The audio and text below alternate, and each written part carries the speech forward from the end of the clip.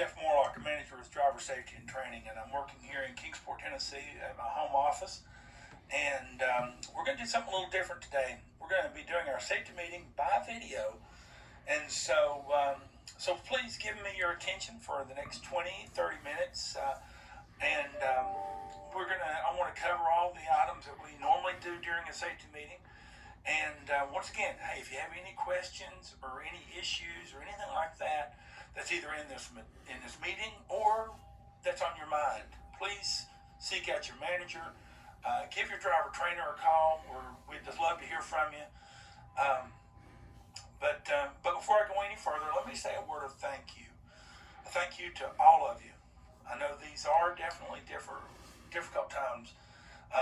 To all of you who are out there making the deliveries, all of you who are struggling through lack of work time, and all of the worry that comes with this virus thing and all the quarantine stuff. And it is difficult for sure, but we're going to get through it. We're going to get through it as a people, as a company, and as a safety team here at Air Products. So without dragging it out any further,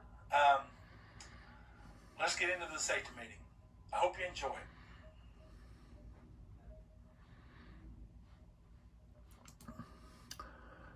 Hello there, drivers, and thank you, Jeff, for that introduction. Yes, we're going to be doing the safety meeting by video for the next couple of months. And so bear with me on this one. This one here, we're working some of the bugs out of it, but I think we're going to be fine. I hope you get a lot out of this. And I'll try to be as brief as I can. But I want to make sure that we hit upon all of the safety items that we want to talk about. And as we always do, we have key objectives that we want to hit upon, and you can see there on your screen.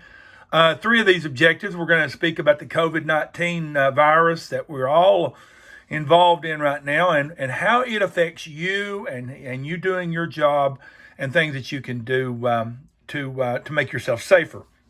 We're going to talk about tire fires, what you can do in case you do have a tire fire. And also we're going to speak upon an issue that we've had this month, dealing with the ELD, hours of service thing, and how it comes into play with a DOT inspection. And you'll hear more about that as we get into it. Okay. Hey, once again, welcome. If you have any questions through this, please make note of them. Get your questions, your concerns, or your issues to your manager. Contact your driver trainer, and we'll help you work through them the best way possible. Okay, let's get started here. I always have an icebreaker at the first of the safety meeting, and usually it's something to kind of get our safety focus, juices flowing a little bit. But I think we all are in need of a little bit of a smile today, and so I came across a video that I had in my collection, and we all have. There's so much technology, in our trucks, in our personal vehicles, and at home. And this kind of it's kind of a humorous way to kind of address that, and I hope you enjoy this. Toyota and Lexus luxury models will come with Amazon Alexa. Alexa, turn on the AC. Turning on AC.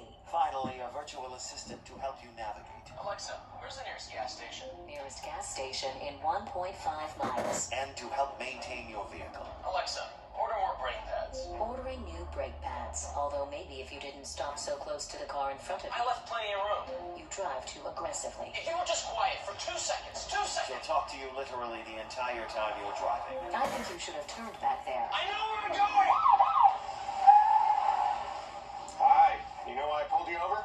No, officer, Because we were driving 72 miles per hour in a 35-mile-per-hour zone. Anything else I should know? 2 miles back, we rolled through a stop sign without coming to a complete stop. Also, there are illegal fireworks in the truck. Sir, may you just step out of the car, please? Amazon Alexa. You'll never get away. All right, there we go. All right, let's get started here now. We'll start this meeting with taking a look at the wellness nugget, and it is that subject that we all hear so much about, and it is Excuse me, a well-timed cough. I'm sorry. But no, this is, of course, addressing all the concerns about the COVID-19 virus. And here's just some good pointers and tips and things for us to think about. Of course, how it's transmitted. It is transmitted, spread by sick people through droplets, the way they talk, cough, sneeze, that kind of thing. That when they when a sick person or a person who has the virus does so, he or she sprays it or exhales it out onto their items such as doorknobs, anything that you would come in contact that they've been in contact with. That's how you or can get contaminated. So that's why you've got to watch where you put your hands and what you touch, that type of things. Make sure you keep your hands washed and try to keep them away from your face. I know that's a problem I have. I constantly wanting to rub my eye or scratch my nose or some kind of deal like that. And I've had to try to overcome that. Something that I heard on TV, one of the good tips on that if you have to feel like you've got to scratch your face, is to do it with the back of your wrist. Just at the bend of your wrist is to do that if you have to. But that's one of those things we need to try to avoid. You can see there are the symptoms: fever, sore throat, cough, short of breath, muscle aches, possible diarrhea. Most of the cases are mild, but there are some that are severe and can be very fatal. And so, you have to take it serious. That is the bottom line, is to take these things serious. If you feel like that you could possibly, have the symptoms, make sure you contact, medical attention to see what steps you need to take, without a doubt. Some prevention. Everyone, and I hope all of you are washing your hands as often as possible, using hand sanitizers as often as possible, trying to keep distance from everyone. Even if you have, people in your home, that if your spouse or your family member is going out into the workplace right now too, is to keep that in mind. It's just something to kind of think about as far as your spacing from each other. Of course, the social distancing of at least 6 feet is so highly recommended. Don't share food. Avoid any touching, that kind of thing. So, hey, we're going to get through this. So, but these are just some good ideas right here. And I'm sure you can go on to any news channel or anything like that if you want more information. Absolutely. We do have a French version that I'll send to Patrick to share with the St. Augustine folks. Moving on, let's look at the meeting part from Field H&S. Injury prevention. They do such a good job getting us some information. We'll wait for it here to wake up and get to us. Here it comes. There we go. Good looking opening slide there of all these our product sites. Of course, the focus is on tire fires, and it is one of those things that if you drive a truck long enough, I know that many of us have had flats and have had issues with tires along the way. But the important thing that we need to be able to think about during this safety meeting is what would we do? What will we do if it happens to us again? And so this is that's what we're hoping to address here. This is probably, if it's ever happened to you, maybe a sight you've seen before. But this is what it looks like if you have this fire, and you can imagine if you've climbed down out of the tractor or out of the truck and you look back and you see your tire or your hubs on fire, and you see this fire and you think, oh, well, it's small right now. I could get my extinguisher, go back and maybe spray it and put it out and save a lot of damage. What a wrong thing to think there. Because before you could get the extinguisher and get back there, it's going to spread. It's going to grow. And that fire alone that you're looking at on the screen right now is already, the temperature there is already getting so hot, and the tires and the pressure in the tires are growing and growing. It is very, very dangerous.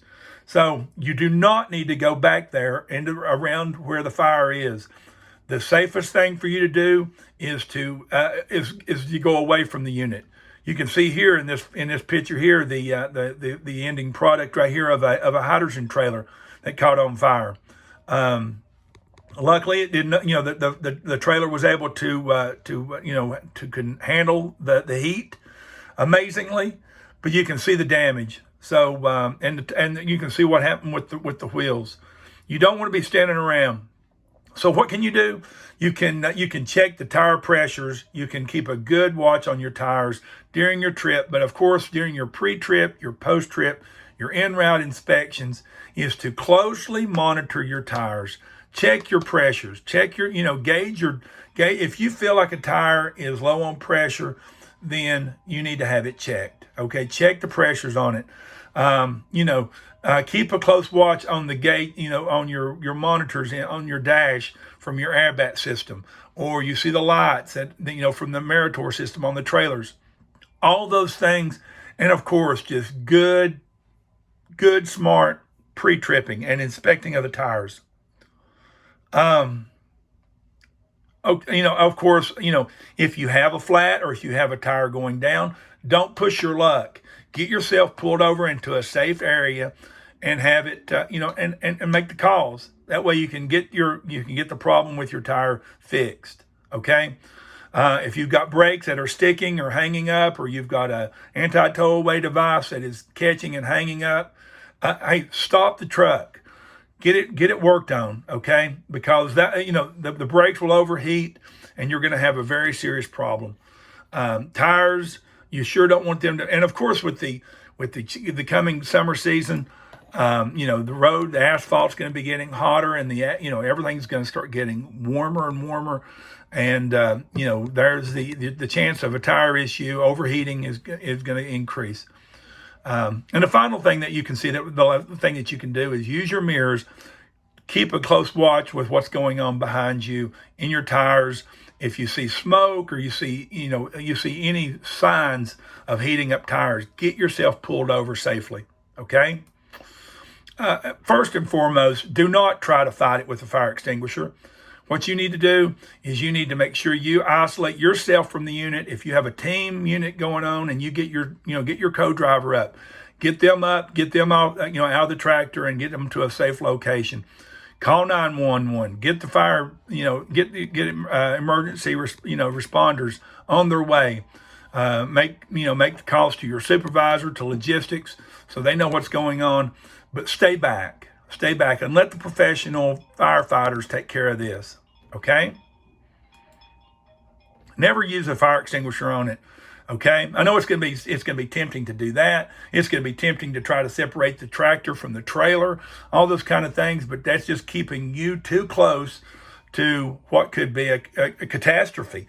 If a tire blows and you're close to it, it would not be a good thing by no means. So avoid that. Take care of yourself. That's what we want. We can buy new trucks, and we can buy new trailers, but we don't want anything to happen with any of you drivers, without a doubt. Okay, as we look at our incidents that happened this past month, we had a hearing threshold change with one of our drivers up in Creighton. Through tests and some examinations, it was determined that it was a work-related hearing loss, and so this creates a recordable injury. So what can we learn from it? Of course, we can make sure that we wear our hearing protection all the time, and making sure the earplugs fit correctly. Make sure that if you wear earmuffs, that they fit correctly. That is the important part. If you might have maybe longer hair or a beard, or your safety glasses maybe interfere with that seal around your ears, you need to have it looked at. You need to, maybe if your earmuffs are not sealing around your ears good, contact your manager. Maybe you need to change earmuffs or something like that. But make sure your earplugs work. As you can see there on the screen, the combination of the muffs and the earplugs together is your maximum protection. So that is a good tool to use, a good thing for us to learn. But PPE is so important. It's one of those things that we can easily get so used to where we forget to put our glasses on, we forget to put our hearing protection on, we forget to wear gloves, and we can injure ourselves, and we don't want that. The next one happened in Pryor, Oklahoma. A gate was needing to be opened up. A driver got out and tried to manually move it. It stuck and hung up, and because of that sudden jerking and moving, created a pain in this driver's lower back and hips, and created a recordable injury. It's one of those, it can happen at our product sites. It can happen at our customer sites. So, use those ergonomic knowledge that you have. Get your body in good position to be able to do any activity like this. If you have a gate that's sticking or hanging up, get you some help, or report it, or get if it's at a customer site, maybe their maintenance people need to address this before you can use the gate. So those are the things that we can learn from that. It's and the third one happened in Bethlehem. Driver was hooking up a hose line during a CO2 delivery at a customer site. You can see there at this rail yard. The driver felt a sharp pain in his lower back because of the position that he was in, making that doing that work. It was causing him a lot of pain. So it did create a recordable injury for this driver. So once again, there are those you hear so often talked about doing stretches and doing some exercise to get yourself ready to do the work. And how important it is you to get, because most of the time you've been sitting in that truck for an hour or two or three. You've kind of gotten yourself into that sitting position, and you need to get yourself warmed up again before you start doing the work. So do those stretches, and contact, if you have any kind of pain, contact EWE. There's a lot of things that are available to you that can really help you out that way.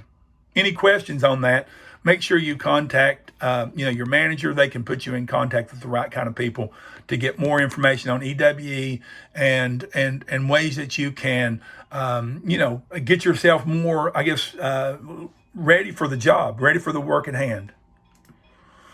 You can see the numbers there. We wished all this was zeros, but they're not. There are a few, but we're so much better than we were last year. So, thank you to all you drivers out there working and doing it right, working safely. You can see that we had 3 for the month of March, which brings us to a total of 5. Keep up the good work. Keep up the good work. That's the message. Do those things that you know to do. Safely climb in and out of the truck, using those 3 points of contact, wearing your PPE, doing all those things that you know to do, but we've got to practice it. We've got to buy into that and actually use it. So good report.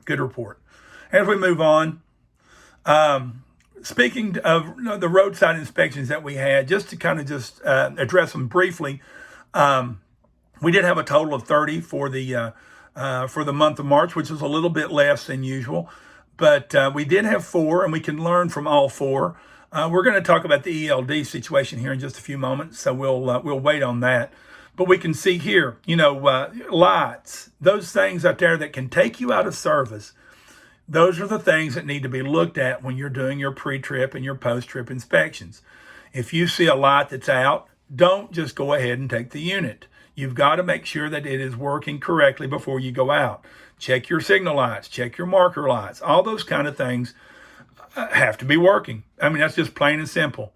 And also your weights. These are things that you have to make sure are right before you go out the gate. And the final one that you can see here, here we had a driver that got a write-up on a placard being torn. Placards can be torn or they can be faded. If you see things like that, or if you see the markings, or you see anything on the body of your unit that needs to be addressed by your shop people, hey, write it up. Write it up. Okay, let me find the right spot. There you go. As we move on, just real briefly about our VAFR.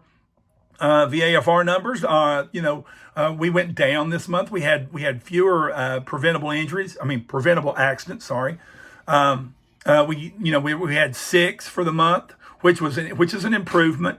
Of course, we want zeros, but 6 is an improvement. So let's just keep working on that. Get out and look. Use your cones. Do those things that you've been trained to do at every delivery. Don't matter if you go there every day or every week. Still, get out and look. Use your cones, marking those hazards, marking where you want to stop, and that's why these numbers will keep going down. So I'm sure your manager will address your own your terminal's numbers with the fleet, so you can kind of maybe look for some things in the driver's room on that.